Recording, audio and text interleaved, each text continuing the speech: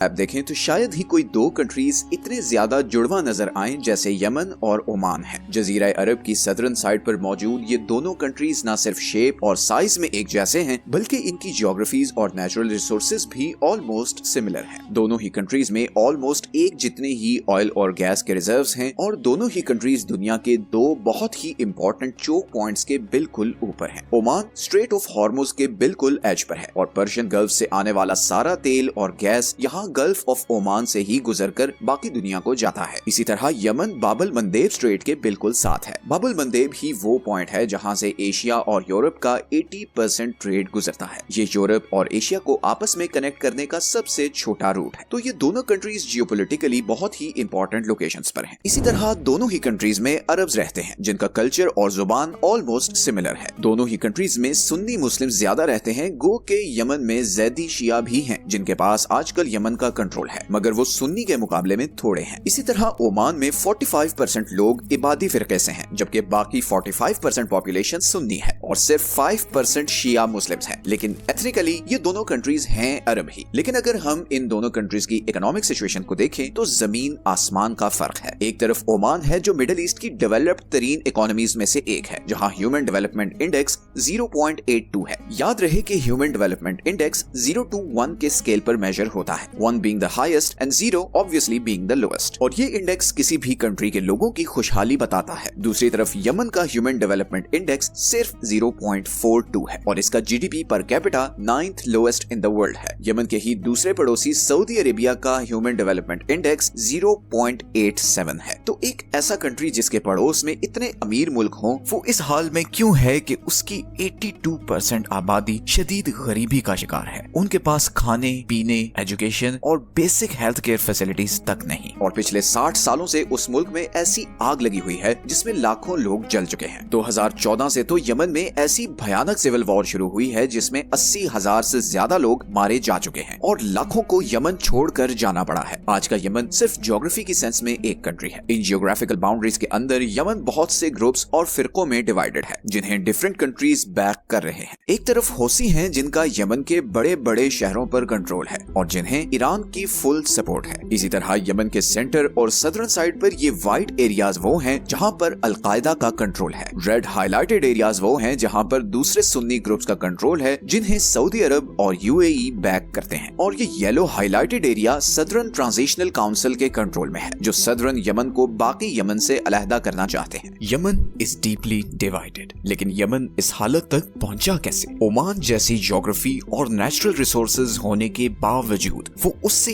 इतना पीछे क्यों है? यमन और ओमान के इन डिफरेंसेस के पीछे इन दोनों कंट्रीज की हिस्ट्री, ज्योग्राफी और लीडरशिप का बहुत ही बड़ा हाथ है। सबसे पहले चलते हैं दोनों कंट्रीज की हिस्ट्री में। दोनों ही मुल्क 16th सेंचुरी में नॉन अरब पावर्स के कंट्रोल में थे। 1519 में ऑटोमन एम्पायर ने सारे नॉर्दर्न यमन पर कब्जा कर लिया और अगले 400 साल तक वर्ल्ड वॉर 1 के खात्मे तक यमन ऑटोमन एम्पायर के ही कंट्रोल में रहा। दूसरी तरफ ओमान पर पोर्चुगीज एम्पायर ने 1507 में कब्जा कर लिया और उसे अपनी कॉलोनी बना लिया। लेकिन पोर्चुगीज एम्पायर का ओमान पर यह कंट्रोल सिर्फ अगले 100 साल तक रहा, क्योंकि लोकल ओमानियों ने इकट्ठे होकर पोर्चुगीज एम्पायर के खिलाफ स्ट्रगल की और उन्हें 1650 में यहाँ से भागने पर मजबूर कर दिया और उनसे मस्कत का कंट्रोल वापस ले लिया और यहीं से शुरुआत हुई ओमानी सल्तनत की। ओमानियों ने पोर्चुगीज का सी ट्रेड एक्सपीरियंस यूज करते हुए पूरे इंडियन ओशन में ट्रेड का जाल बिछा दिया। आज के ईरान से लेकर पाकिस्तान, इंडिया और ईस्टर्न अफ्रीका तक का सारा ट्रेड ओमानी सल्तनत के कंट्रोल में था। मस्कत से लेकर अफ्रीका में जंजीबार तक का सारा हिस्सा ओमानी एम्पायर का हिस्सा ही माना जाता था। फिर 1872 में ओमान और ब्रिटिश एम्पायर में प्रोटेक्टोरेट एग्रीमेंट हुआ, जिसके मुताबिक ब्रिटिश एम्पायर ओमान को प्रोटेक्शन देगी और बदले में ओमान के रिसोर्सेज और जमीन में उसका हिस्सा होगा। ये एग्रीमेंट 1951 में जाकर खत्म हुआ और उसी साल ओमान ब्रिटिश कॉलोनियल कंट्रोल से आजाद हो गया। इसके बाद ओमान में जो सुल्तान आए वो बहुत ही अल्ट्रा कंजर्वेटिव थे, इतने ज्यादा कि उन्होंने ओमान में लिटरली सारी टेक्नोलॉजिकल डेवलपमेंट बैन कर दी। मतलब इस हद तक सख्ती की कि आप 15 मिनट से ज्यादा पब्लिक में बात नहीं कर सकते थे, सन ग्लासेस नहीं पहन सकते थे। यही वजह है कि लोगों में अनरेस्ट बढ़ने लगा और सुल्तान की पॉपुलैरिटी गिरने लगी। ये वो वक्त था जब अरब की ऑयल इंडस्ट्री बूम कर रही थी और सारा यूरोप इस तेल पर डिपेंडेंट था और ब्रिटिश नहीं चाहते थे कि कोई इंस्टेबिलिटी हो और ओमान जैसा कंट्री जो इतनी जियोपॉलिटिकली इंपॉर्टेंट जगह पर है वो उनके हाथ से निकल जाए। इसीलिए ब्रिटिश ने 1970 में सुल्तान के बेटे बेटे काबूस बिन सैद को अपने ही बाप के खिलाफ कू के लिए उकसाया और 23 जुलाई 1970 को सुल्तान के ही बेटे ने उसकी हुकूमत का तख्ता उलट दिया। लेकिन ओमान के लिए ये कू बहुत ही खुशकिस्मत साबित होने वाला था। सुल्तान काबूस एक इंतहाई जबरदस्त एडमिनिस्ट्रेटर थे। गो के सुल्तान काबूस डेमोक्रेटिक नहीं थे, मगर अपने लोगों के लिए वो किसी मसीहा से कम नहीं थे। उन्होंने अगले चंद सालों में ओमान और ओमानी सोसाइटी को बिल्कुल रेवोल्यूशनाइज कर दिया। 1970 में जब वो सुल्तान बने तो पूरे ओमान में सिर्फ 3 स्कूल, 19 हॉस्पिटल्स और सिर्फ 10 किलोमीटर की पक्की सड़क थी। अगले सिर्फ 15 सालों में सुल्तान काबूस ने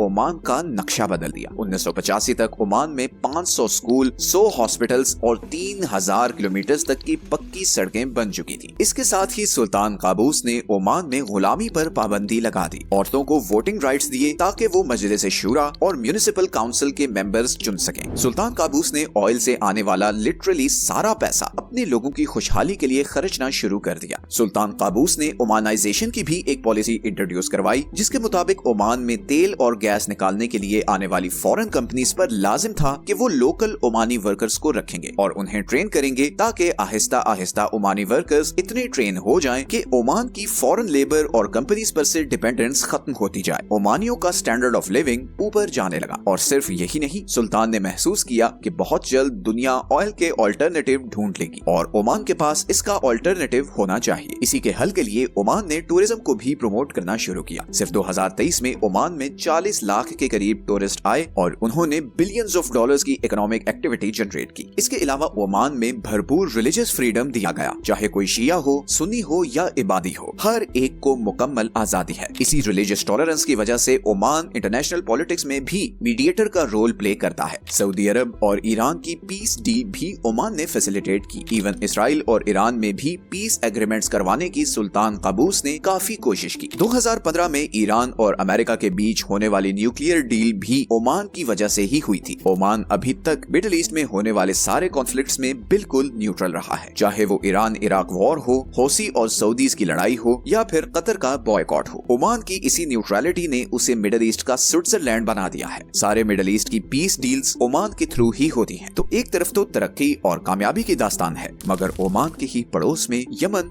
एक बिल्कुल ही दूसरी कहानी है। अभी तक हमने इस वीडियो में देखा कि यमन 16th सेंचुरी से वर्ल्ड वॉर 1 के एंड तक ऑटोमन एम्पायर के कंट्रोल में रहा था। लेकिन यहाँ पर बहुत जरूरी है जिक्र करना यमन के एक जियोग्राफिक फैक्ट का, जिसका हिस्टोरिकली बहुत बड़ा इम्पैक्ट रहा है। और वो फैक्ट है यमन की ये माउंटेन रेंज। ये वो सारा एरिया है जहाँ से यमन में ज़ैदी शिया मूवमेंट शुरू हुई। ये लोग इन पहाड़ों की वजह से बाहर की दुनिया से कट ऑफ थे और इसीलिए ये यमन के साहिली इलाकों में रहने वाले लोगों से कंपैरेटिवली बहुत ज्यादा कंजर्वेटिव थे। ये बिल्कुल ऐसा ही है जैसे सऊदी अरब की कोस्टल पट्टी वाले सारे एरियाज जैसे कि मक्का, मदीना और जद्दा में रहने वाले लोग इंटीरियर सऊदी अरेबिया जैसे कि रियाद जैसे शहरों में रहने वाले लोगों से ज्यादा खुले जहन के थे, क्योंकि कोस्टल एरियाज ट्रेड रूट से कनेक्टेड होते हैं और इसीलिए यहाँ पर रहने वालों का बाकी दुनिया से इंटरेक्शन रहता है। और जब इंटरेक्शन होता है तो जाहिर है उनका एक्सपोजर, उनकी टॉलरेंस बाकी लोगों की बनिस्बत ज्यादा होती है। ऐसा ही सिनेरियो कुछ यमन का भी था। ये ज़ैदी शिया 400 साल तक ऑटोमन एम्पायर के खिलाफ लड़ते रहे थे और जब 1918 में वर्ल्ड वॉर 1 के बाद ऑटोमन एम्पायर खत्म हुई तो इस पावर वैक्यूम में इन्हें मौका मिला और इस ग्रुप ने सारे नॉर्दर्न यमन पर कब्जा करके यहाँ पर अपना कंट्रोल कायम कर लिया, जिसे मुतवक्किलाइट किंगडम के नाम से जाना जाता था। यही ग्रुप आगे चलकर वो होसी मूवमेंट बना जिसे आज हम बहुत अच्छे से जानते हैं। तो वर्ल्ड वॉर 1 के बाद सिचुएशन ये थी कि नॉर्दर्न यमन में इस ज़ैदी ग्रुप का कंट्रोल था, जबकि सदर्न यमन ब्रिटिशर्स के कंट्रोल में था। ज़ैदी शियाज को इमाम याह्या लीड कर रहा था, जिसे एक बहुत ही सख्त और इनटॉलरेंट बादशाह माना जाता था। हिस्टोरिकली ये पता चलता है कि इमाम याह्या दूसरे रिलीजियस ग्रुप्स जैसे कि सुन्नी, क्रिश्चियंस या जूस के मामले में काफी सख्त थे, जिसकी वजह से नॉर्दर्न यमन में रहने वालों में इमाम के खिलाफ बहुत शदीद गुस्सा था। अब यहाँ पर एक बहुत ही इंटरेस्टिंग पॉइंट आने वाला है जिससे आपको पता चलेगा कि ये रिलीजन और देश कार्ड सिर्फ आवाम को बहकाने के लिए यूज होता है। ऊपर के लेवल पर एलिट्स के लिए असल चीज उनका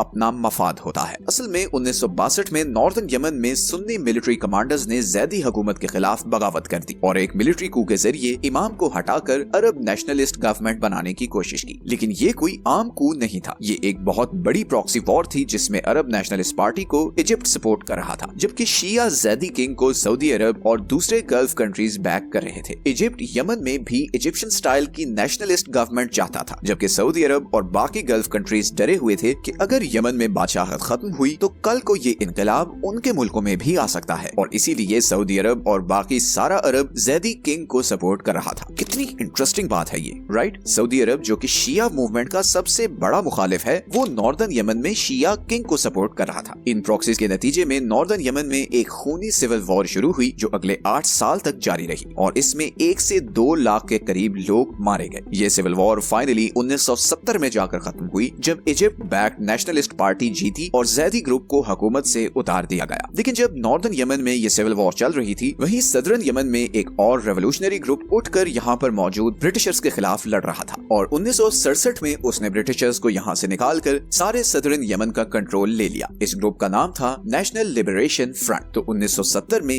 यमन 2 हिस्सों में बंट चुका था। नॉर्थ में इजिप्ट बैक्ड अरब नेशनलिस्ट्स का कंट्रोल था, जबकि साउथ में एक रेवोल्यूशनरी कम्युनिस्ट आइडियोलॉजी से इंस्पायर्ड ग्रुप का कंट्रोल था, जिन्हें नॉर्दर्न यमन से आजादी चाहिए थी। यही वो टाइम था जब यमन में एक नई प्रॉक्सी वॉर शुरू हुई। अमेरिका ने नॉर्दर्न यमन की अरब नेशनलिस्ट गवर्नमेंट को बैक करना शुरू किया, जबकि सोवियत यूनियन ने सदर्न यमन के कम्युनिस्ट ग्रुप को सपोर्ट करना शुरू किया, क्योंकि ये शायद पूरे मिडिल ईस्ट में वो अकेला कंट्री था जहां पर कम्युनिज्म की सपोर्ट थी। दूसरी तरफ सारी अरब किंगडम्स थी जो ज़ैदी किंग के हारने पर बहुत परेशान थे, मगर उससे भी ज्यादा परेशान वो सदर्न यमन के कम्युनिस्ट ग्रुप से थे, क्योंकि कम्युनिस्ट आइडियोलॉजी तो वैसे ही बादशाहत के बहुत खिलाफ थी। इसीलिए सारे अरब किंगडम्स ने ना चाहते हुए भी नॉर्दर्न यमन को सपोर्ट करना शुरू किया। नॉर्थ और साउथ यमन में अगले 8 साल मुसलसल कशमकश रही, और फिर फाइनली 1979 में अरब लीग की रिक्वेस्ट पर दोनों तरफ के लीडर्स ने पीस एग्रीमेंट किया और यमन को इकट्ठा करने का ऐलान किया। लेकिन ये सब होने में 10 साल लग गए, और फाइनली 1990 में नॉर्थ और साउथ यमन इकट्ठे हुए और वर्ल्ड मैप पर रिपब्लिक ऑफ यमन वजूद में आया, और Ali Abdullah Saleh republic of Yemen के पहले प्रेसिडेंट बने। अब्दुल्ला सॉलेह 1990 से 2012 तक यमन के प्रेसिडेंट रहे, और वो न सिर्फ यमन बल्कि पूरे अरब की हिस्ट्री के सबसे करप्ट तरीन प्रेसिडेंट साबित हुए। 2012 की यूएन की रिपोर्ट के मुताबिक सॉलेह ने अपनी 22 साल हुकूमत में हर साल यमन की ऑयल सब्सिडी प्रोग्राम से $2 बिलियन